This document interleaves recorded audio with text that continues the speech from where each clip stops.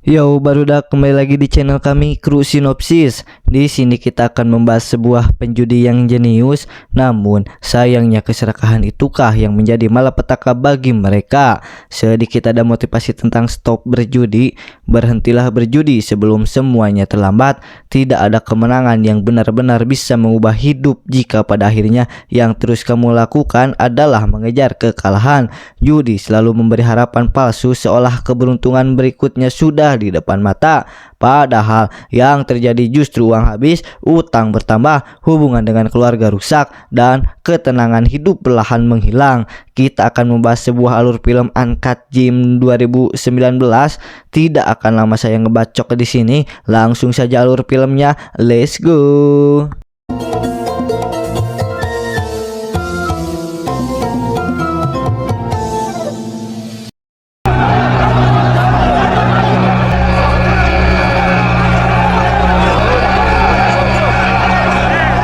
Cerita diawali pada tahun 2010 di pertambangan Ethiopia. Sekelompok penambang sedang bekerja ketika salah satu rekannya mengalami kecelakaan, yang mana di tengah kekacauan itu ada dua penambang yang diam-diam menyusup kembali ke dalam tambang dan menemukan sesuatu yang luar biasa, yaitu sebuah batu berbentuk opal hitam 600 karat yang dianggap langka dan sangat berharga.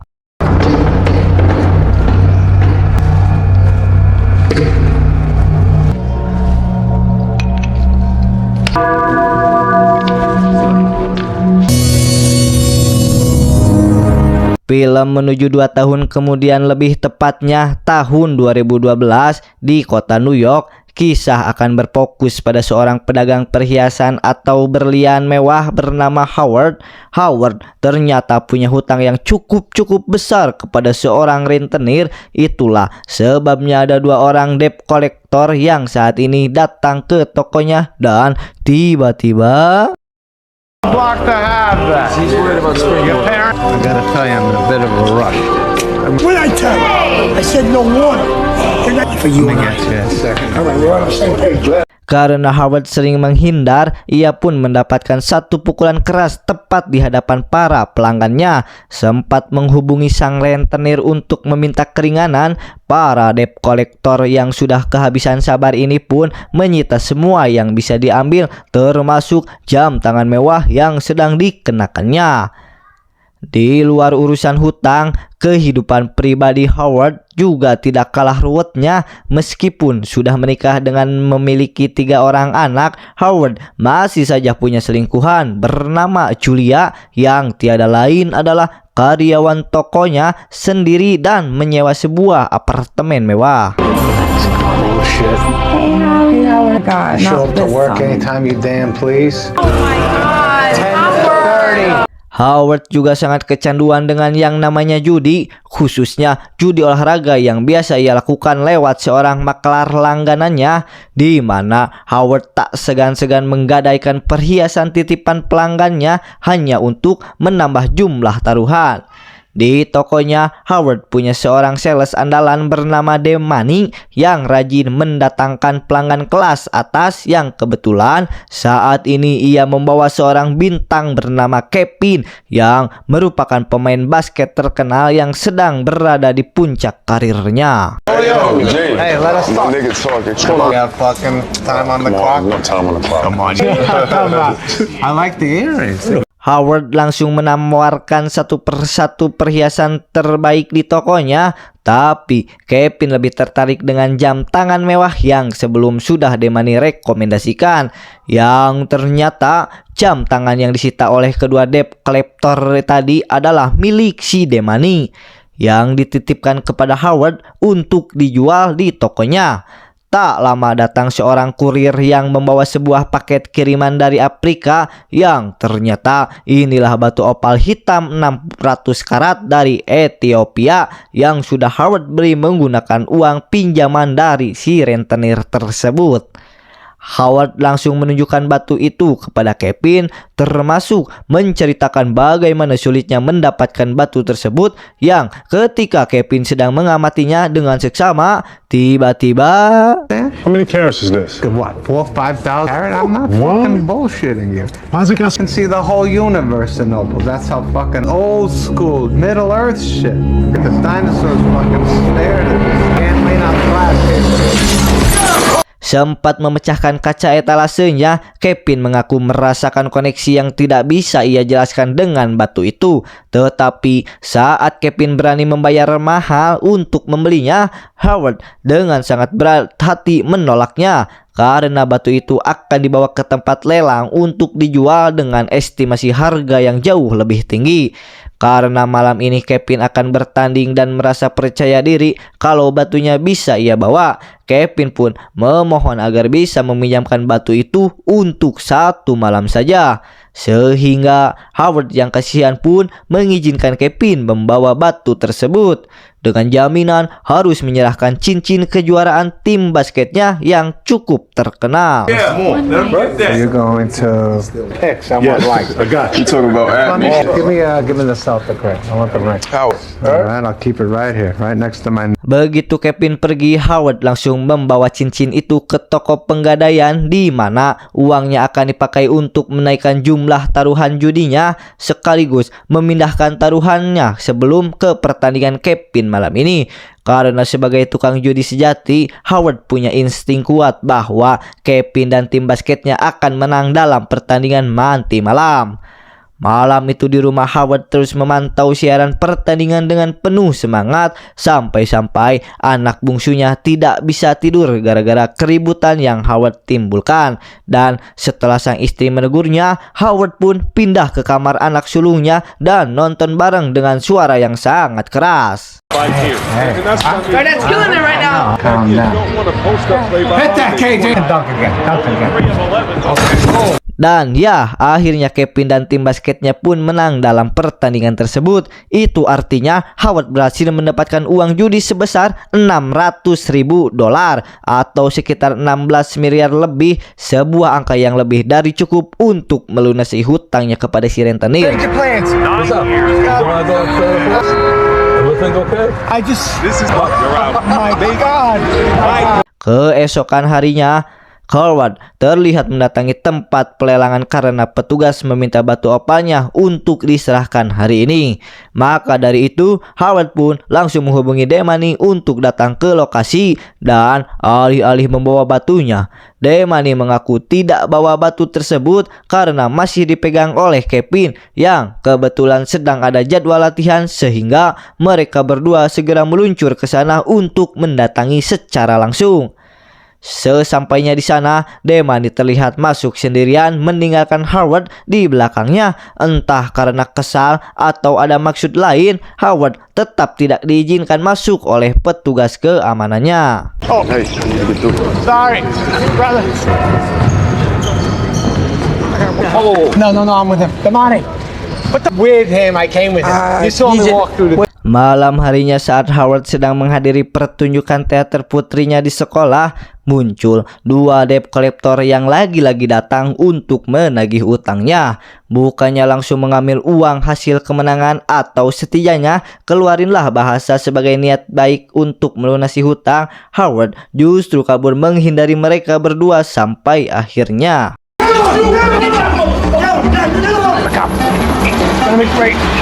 Doing.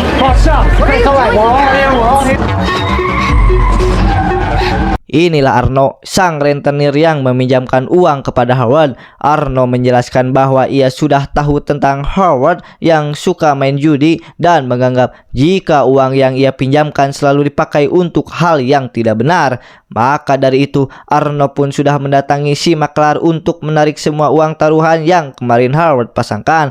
Dan itu artinya kemenangan Kevin dan tim basketnya semalam menjadi sia-sia, yang berarti uang $600.000 yang Howard impikan tidak akan pernah datang. Karena sudah muak dengan kelakuan Howard, Arno pun menyuruh kedua debt collector untuk mengurungnya di dalam bagasi mobil tanpa sehelai pakaian dan meninggalkannya di sana sendirian. Come on, let's go. Listen to me.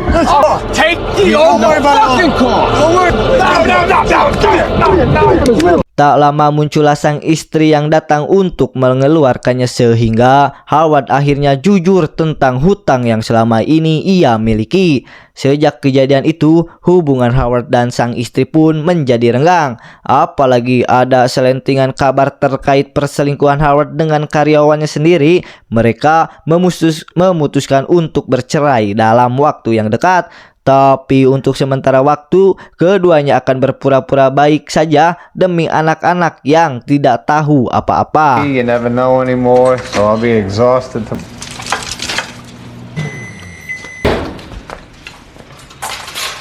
Masih di malam yang sama, Howard memutuskan untuk mencari Demani yang kebetulan sedang berada di sebuah bar tempat seorang musisi terkenal sedang manggung. Masih soal batunya yang belum dikembalikan, Howard terus mendesak Demani supaya Kevin mau segera mengembalikan batu tersebut. Namun, belum selesai dengan hal itu, Howard keburu teralihkan perhatiannya oleh sosok Julia selingkuhannya yang ketahuan sedang asik bersama sang musisi di dalam toilet. Gara-gara hal tersebut, Howard pun langsung memutuskan hubungannya dengan Julia dan meninggalkannya begitu saja. Fuck all you losers. Yeah. Do anything, Howard! Yeah, right. Get Blew a huge fucking stealth! Keesokan paginya, batu opal itu akhirnya dikembalikan oleh Kevin. Tapi masalah baru muncul ketika Kevin meminta cincinnya dikembalikan dan Howard terpaksa berbohong jika cincinnya ketinggalan di rumah padahal sudah digadaikan olehnya. Demani yang tahu kebenarannya langsung naik darah mencari jam tangan miliknya yang sebelumnya dititipkan. Dan setelah tahu bahwa jam tangan miliknya juga ikut digadaikan atau diserahkan kepada si dua debt collector, Demani pun menuangkan sirup ke akuarium ikan kesayangan Howard dan pergi meninggalkan begitu saja. Family history. I know. Jews are part of the Hamptons. How many acres? What are you doing, Howard? fight me. You fight me. You Goddamn fuck are you doing? You Malamnya di sebuah acara keluarga, kita akan melihat si Arno, si rentenir yang ternyata adalah masih kerabat dekat Howard sendiri. Di sana, Howard terus membahas tentang rencana lelang batu opalnya kepada sang ayah mertua. Dengan percaya diri, Howard berkata bahwa batu tersebut bisa tembus di angka jutaan dolar. Sehingga Arno yang mendengar pun sedikit lega karena utangnya mungkin bisa segera dikembalikan atau dilunaskan. Yes, my dear. Keesokan harinya, Howard mendapatkan kejutan tak terduga ketika penyelenggaraan lelang menaksir batu itu hanya senilai $155.000, jauh di bawah estimasinya. Howard yang tak terima langsung meminta sang ayah mertua untuk hadir di acara lelang tersebut dan ikut menawar harga demi mendongkrak nilai batunya dengan harapan Kevin yang juga hadir akan tertarik menawar dengan harga yang lebih tinggi. Pull it? No. Not an announcement at the top of the auction.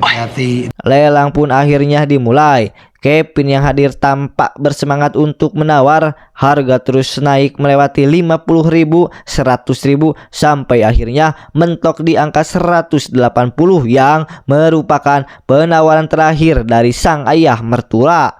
Disinilah Kevin dibisiki oleh asistennya untuk berhenti sehingga sang ayah mertualah yang menang di angka terakhir. Up any higher, any further.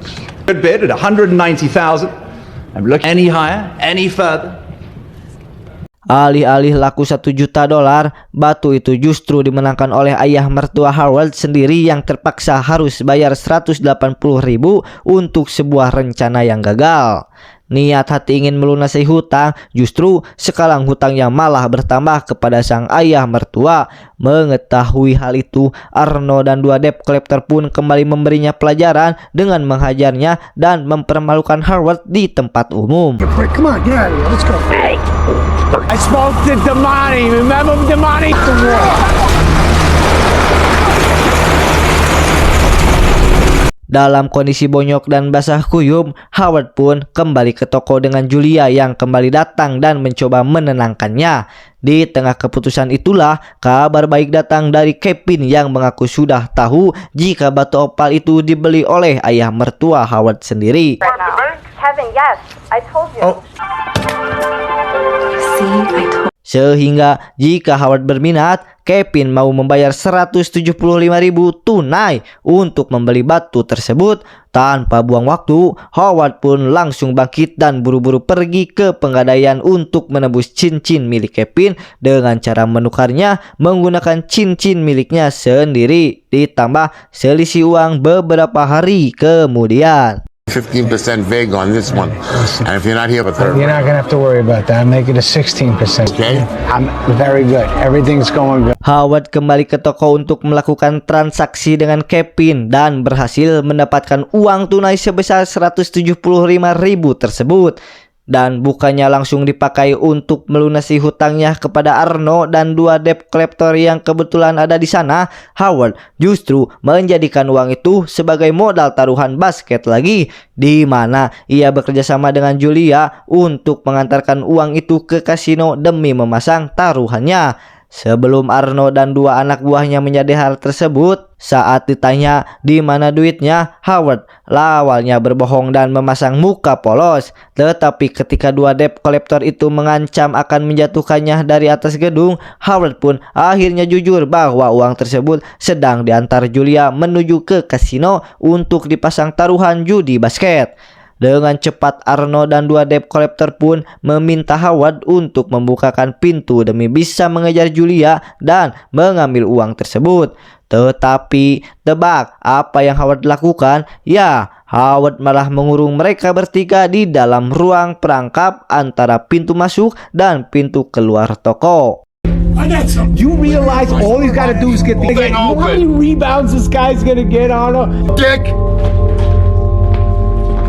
Sebuah kaca yang tidak bisa ditembus peluru dan tidak bisa dibuka dari dalam, yang alhasil Arno dan kedua debt collector tersebut pun harus terjebak di sana. Sementara Julia sudah sampai di kasino untuk memasang uang taruhannya.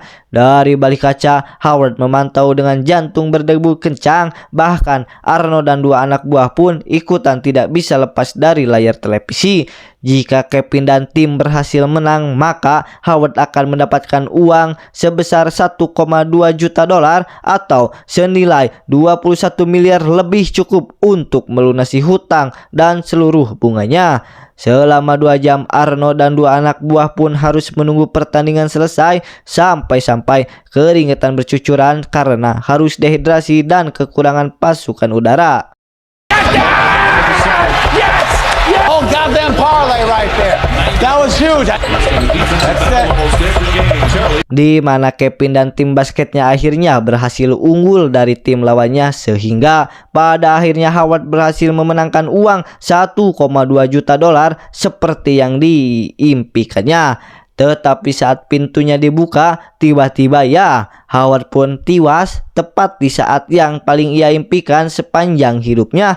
Alasan kenapa si debt collector melakukannya adalah karena sudah muak dengan kelakuan Howard yang sangat amat menyebalkan, ditambah harus dikurung selama berjam-jam di ruang kaca.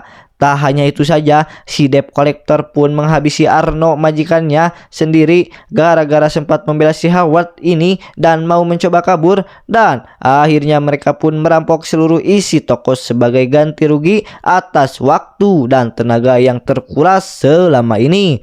Dan film pun camat.